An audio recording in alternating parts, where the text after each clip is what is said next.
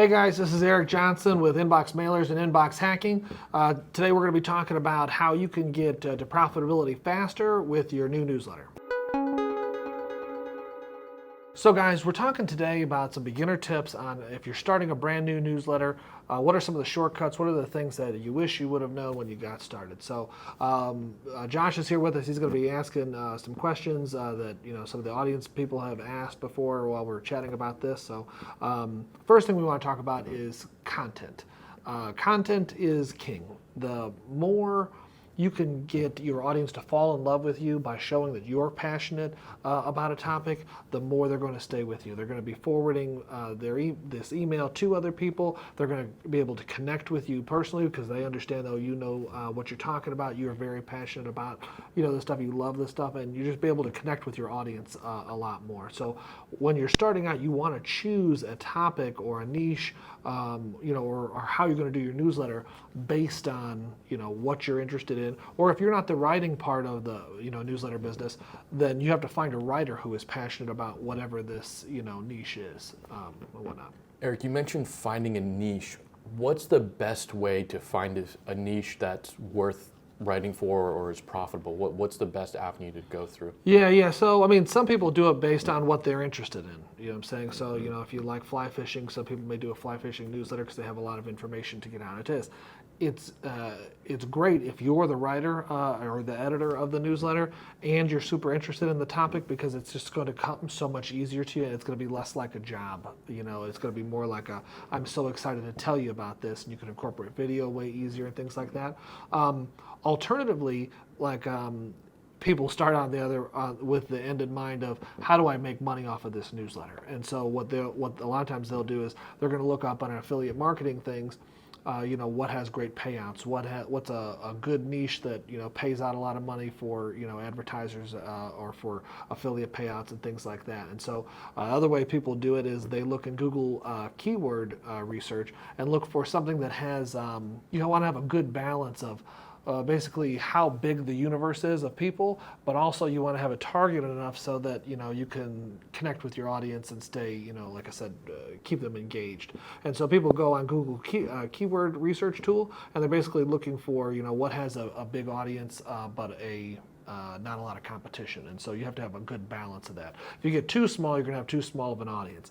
If you get like too targeted, the only caveat to that is, sometimes if you get the right audience where there's a lot of advertisers looking for this type of audience, a very targeted, engaged newsletter audience can be very valuable to the right advertisers. And so, it's just really about doing, your kind of research on that. You can look at what other newsletters in, your niche that you're researching, how are they getting money? How are they generating, revenue? Are they getting advertisers? Are they doing CPA offers with affiliates? Are they charging, a members only, type of thing? Are they flipping it into a product that they own, type of thing? So there's a lot of ways to monetize your list, and like I said, the first thing to do is find a good topic, and then you're going to start to, and part of doing that is to find out how you're going to make money from that if that's your goal. Josh, you have any other questions in that area? So you mentioned content is king. A lot of these people who start these email lists, they might have started off with a blog. Can they simply just recycle their content that they have, like a blog article they have, and just kind of put it in their email list and recycle it, or do they get dinged for doing something like that? No, you don't get dinged for repurposing content like that. You get dinged for taking other people's email or newsletter and sending that as your own, because that stuff gets fingerprinted. But like when you're, that's a common practice, and so it's an easy way to get traffic to your website, which can get you more advertising dollars because you maybe have ads on there, and it also pushes people when you send that content out, because the likelihood of someone coming to check your blog every Sunday at 12 p.m. Whenever you're publishing, versus you send them an email out and say, hey, here's the information, and then linking them to your blog, I'm saying the difference is going to be night and day. Nobody's going to go to your blog, without some kind of pushing. And so that's exactly what you should do. And then and it works in the opposite way, is that stuff gets indexed if you have, good, again, you're doing keyword research for the topics that you want to do, things like that. When you get indexed in the search engines, people are going to find that and then see that, oh, you know what you're talking about. Oh, he has a newsletter. Let's go sign up for that newsletter, and you're getting people on there. And that's just a way to reach them over and over and over again. So you definitely want to have a good, mix, going in there. Next thing we want to talk about is setting up a good intro workflow. And so this is after you've picked your, obviously after you've picked your niche, after you know what your topic is, after you got a good writer and you got a good flow or whatever, doing a good intro workflow. And an intro workflow is basically as people come in to your newsletter and they sign up however they get there, and we could talk about that in another video, this is the expectations that you're going to set with them. And so as what we like to do a lot of times is introduce the writer right away, say, hey, this is the writer, this is their background, this is what, why they're passionate about this, why you should listen to them, and things like that. And then set expectations on what the newsletter is going to give you. If you're going to give them tutorials, if you're going to give them, an article about the news, if you're going to break down, current events, if you're going to give them coupons and deals, whatever it is, explain to them, this is what this newsletter is going to do for you. This is why you should stay subscribed. This is why you should whitelist us.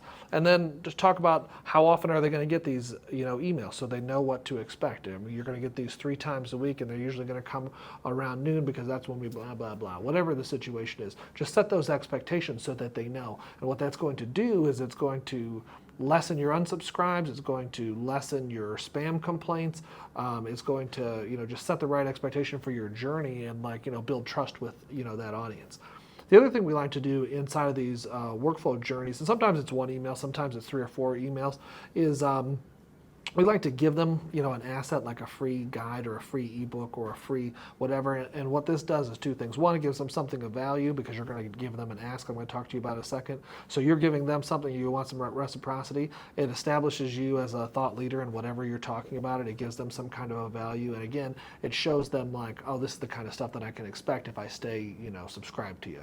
And so the ask after you do that is say, hey, just go ahead and reply to me and tell me that, if you liked it, or give me your feedback on this, or ask them a very simple question and say hey, what's your skill level with blah, blah, blah, or do you like this, or do you like that? All you're trying to do here is get a reply, because what happens is when the ESPs see that someone is replying to your email, it gives you a huge boost of credibility to your sender score, because in the ESP's eyes, like Gmail, the inbox provider, they're saying there's no way people are going to be responding to, positively to people if they're not really engaged, and if they weren't, if these were scraped emails, what I'm saying? They're not a spammer. And so what you're trying to do always, like we talk in all these videos, is just don't look like a spammer. The more people are responding to you, the more legitimate, the more real that you look in, the eyes of the inbox providers. And so anyway, ask for that response. That's going to do 2 things. 1, whitelist you, and then give you that big boost, to your deliverability. There's lots of other stuff that you can put in this email workflow. I'm just going to tell you 1 or 2 other things. One, you can give, just think about the best of, type of stuff. Say, here's the best, tutorials that my audience likes. And it just sets the expectation of what, they can get. Or here is, some of the most commented on articles that we've put out. Or here's the most requested thing, that we got. Or here's the, thing that everybody wants to get. And just give them that right off the rip. And so that way, if, say you publish on Wednesday and they sign up on Thursday, they're going to get something, until the next Wednesday. So it really helps with a lot of different things. It seems like a small thing, but it accomplishes a lot of different goals. What you're always trying to do when you get these people in, get them to engage with you, get them to open, click, respond, do something so that they're on your active list. And that's one of the most important things, in the eyes of the ESPs. So getting these people to engage is simply to get you whitelisted with that subscriber. Well, getting them to respond. Respond. Yeah. And is this simple as hey, do you guys have any other questions about the topic we talk about, or what's your opinion on a current event? Just something like that? Or? You can do that, and that sometimes works depending on what you're doing. What I like to do is just ask the most simple question where there's not a lot of thought to it. It's like a yes or a no, or it's a very simple thing. I'm saying tell me what month your birthday's in, so I can send your birthday something or other. Or do you like what's your level of experience with such and such or whatever, or like if it's a trading, if somebody has a trading program, are you currently trading the markets? What I'm saying, just get them something super simple that they don't really have to think about. They could just say yes, no, 5 years, 3 years, July, whatever that answer is, because it's so much, it sounds like a small thing, but like the more they have to think about it and like, oh, let me tell you why I haven't started this, and let me tell you blah blah blah, the chances of them responding and doing that just go down and down and down and down. So, okay, popping into the next thing over here. Okay, next thing you're talking about is track your inboxing and deliverability from the start. So a lot of people, they just get in there and they just start doing the stuff, and they're so focused on the content and they're so focused on getting subscribers and what's going out and how do I monetize this and everything else. If you get in the habit of tracking your inboxing and your deliverability from the onset, you're going to be in such a better position than, say, 90% of the people who start a new newsletter, because they're not even thinking about it. And then what happens is they're not, they don't see any of these trends or these blips, and all they're looking at is, oh, people aren't liking my content because maybe they got a low open rate. When in reality, they could love your content, but it's not getting delivered because you're not doing, email marketing best practice or deliverability best practices. And so really all you're doing in this, and there's going to be Josh will put a link in the description to show you this is how easy it is to track your deliverability. But basically, all you're going to do is sign up for a free service that looks at your sender score for your IP and your domain among like Gmail, AOL, Yahoo, Microsoft, and just see like what's your reputation, how well are you delivering, and you're just going to look and make sure you're maintaining that in the 90s. And if you're doing all the best practices stuff like pruning your lists, sending engaging content, all the stuff that you're supposed to be doing, you're going to maintain that. If you start to go down, you have to start to say, hey, what do I need to do to change this, and what do I need to do to, fix this? And you're going to be able to spot it way sooner, and it's going to be way easier to fix than if you wait until you realize, oh crap, I'm in the spam box already. I'm getting, people are saying they're getting my messages in the spam box. It's a lot harder to, fix that or remediate that at that point. And so the earlier you can spot the dip or whatever, the earlier you can address it, and the easier it will be. Okay, next thing I want to talk to you about is, this is another deliverability tip in there. Most people, it's very hard, especially when you're getting started, to get new subscribers. And so they're going to message their people all the time, and they're not going to what we call segment their lists at all. What segmentation is you're going to look at how long it has been since a person has engaged with you. And again, engagement just means opens, clicks, responses, any kind of activity. The longer they go without that, the less likely they are to engage with you, period. And so what people do is what good deliverability programs do is they set up a little timeline. So if they haven't responded to us in 7 days, we don't send them an email every day, or we send them less frequency and less frequency the further out it gets. And so it's really simple example is, right, so you take the people who are brand new or have engaged in the first 14 days, and you're going to email them every day if you mail every day. Take the people that are from day 15 and day 21 since they've engaged to you, and you're going to email them maybe 2 times a week or 3 times a week.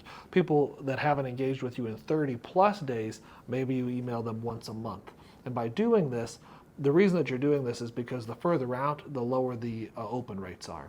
And that is the primary thing that inbox providers are looking for to determine, are you going to get into the inbox or not? And so you want to keep your blended engagement rate, or for your program, above 20% or more. Ideally, you're in the 30-40% range, but as long as you're in the 20% range, you're probably not going to get dinged that bad if you're doing everything else right. And so the easiest way to do that is to trim these people, off of your list, and so you only have a good core group. You're going to have a great engaged, group, and you're not going to be sort of lying to yourself and tricking yourself into thinking you have this gigantic list when really only, say, 20-30% of that list is really engaged and working with you. One of the other quick ways, and I'll just tell you this. We developed this program over at Inbox Mailers that lets you upload your unengaged list, these people that you're not messaging all the time, we listen for when those subscribers are in their inbox. And what we do is we let you know, hey, this subscriber's in their inbox reading someone else's email. Now is a prime time for you to send them an email too. What we found is if you can get them a message at the time that they're actively reading someone else's email in their inbox, you're going to get about a 50 to 70% open rate all the time.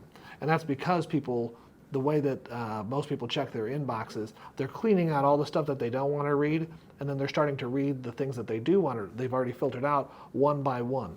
And if you can get them an email at that exact time, it looks like just like one that they've already filtered through. And so utilizing a service like inbox mailers will let you get those high open rates without sacrificing your entire unengaged list. For most people, as you get larger, it's going to be about 80% of your list that you're not going to be messaging all the time. And so that's another really cool and easy and very inexpensive and safe way to get those people re-engaged and to get your message to more of your audience. Let's see here, what's another one? Okay, so the last thing here is talk about setting up partnerships with other newsletters. And so you don't want to do it with a direct competitor, but something that might be